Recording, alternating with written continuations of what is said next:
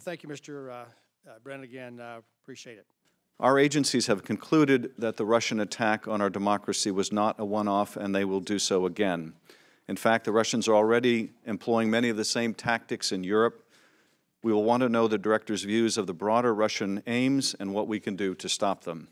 Lord, in particular, we pray for the families and those affected by the bombing in Manchester. When it became clear to me last summer that Russia was engaged in a very aggressive and wide-ranging effort to interfere in one of the key pillars of our democracy, we pulled together experts from CIA, NSA, and FBI in late July to focus on the issue, drawing in multiple perspectives and subject matter experts with broad expertise to assess Russian attempts to interfere in the U.S. presidential election. Tonight, a clear reminder of how dangerous this world is.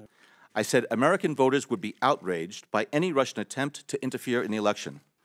Finally, I warned Mr. Bortnikov that if Russia pursued this course, it would destroy any near-term prospect for improvement in relations between Washington and Moscow and would undermine constructive engagement, even on matters of mutual interest.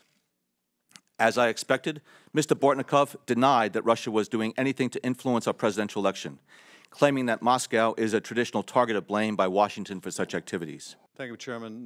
Good morning, Director Brennan, and welcome. When I repeated my warning, he again denied the charge, but said that he would inform President Putin of my comments. I believe I was the first U.S. official to brace the Russians on this matter. Third, through the so-called Gang of Eight process, we kept Congress apprised of these issues as we identified them. Your service to our country. Let's go back to where we were a couple of minutes ago. Having been involved in many counterintelligence cases in the past, I know what the Russians try to do. They try to suborn individuals, and they try to get individuals, including U.S. persons, to act on their behalf either wittingly or unwittingly. And I was worried by a number of the contacts that the Russians had with U.S. persons.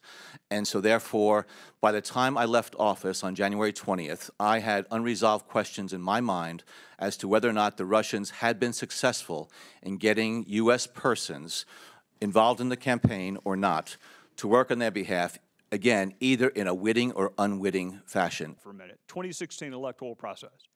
When you learned. And I don't know what was shared or said in the Oval Office, but if the reports in the press are true that Mr. Trump decided to spontaneously share some intelligence with the Russians, I think he would have basically violated two protocols. And those two protocols are, one is that such intelligence, classified intelligence, is not shared with visiting foreign ministers or local ambassadors. It's shared through intelligence channels because it needs to be handled the right way, and it needs to make sure that it is not exposed.